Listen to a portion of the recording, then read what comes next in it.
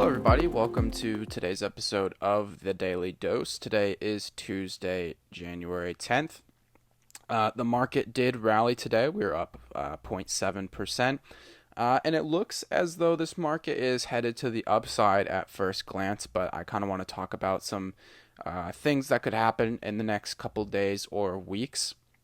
So if we just take a look at the chart here on the S&P 500, we'll see that we've kind of continued to rally after trading in this range for a little bit.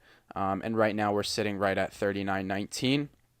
And if we look at this level right here, you'll see that there's a lot of consolidation kind of coming back down to this zone. And this level around 39.30 kind of acted as a support and a little bit of a resistance on the way back down.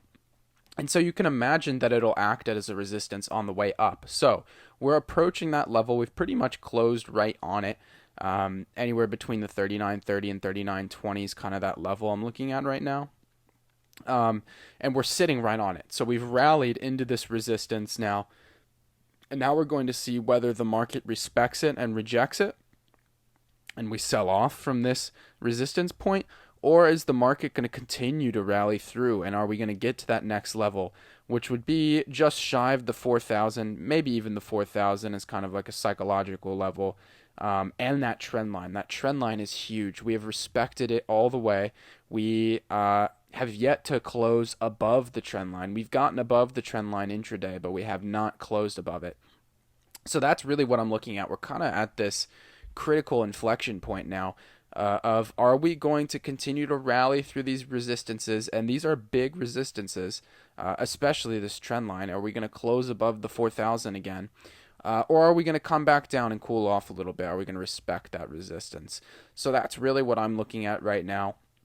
The past couple episodes I've kind of been more bearish, and I still do. My gut instinct still is telling me that we're going to bounce off of this. I don't think it's over yet, but we are continuing to rally, so you can't rule that out just yet. I am going to be watching this because it will be very, very, very significant if we break through this trend line and close above it. So that's what I'm looking at on the S&P 500 right now. And interestingly enough, Bitcoin's looking very similar.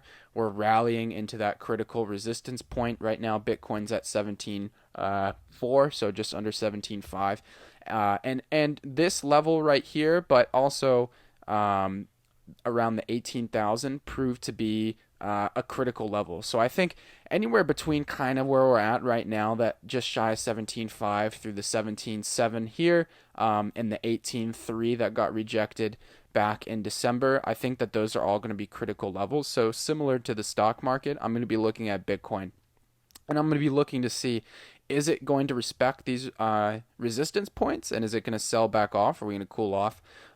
Or are we going to break through? So I do think that these are going to act kind of similar. I think that if the stock market breaks through those levels, Bitcoin will as well. And I think if the S&P 500 kind of sells back off, I think Bitcoin will follow. So if you start to see Bitcoin in the middle of the night surging 18, 19, 20,000, I think that could be kind of like a leading indicator of the stock market going higher, and vice versa. If we see the stock market tomorrow start to sell off, or we start to see an aggressive sell off, and we don't see that yet on Bitcoin, I think that could be a leading indicator for Bitcoin that hey, maybe we might be heading lower. God, it sounded like I just had a stroke. So anyways, that's what I'm going to be looking at. You can kind of use them both to predict what the other one's going to do. So like if one is the early mover, you can kind of use that to kind of feel out where the other might head.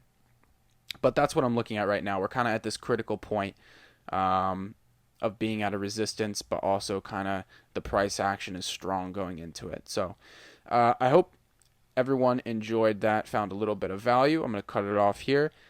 Please subscribe on YouTube and follow wherever you listen to podcasts. It would help me out a lot trying to really just spark and grow the channel. So I would appreciate that. I appreciate everyone watching and listening to this episode, and I will see you all tomorrow. Thank you.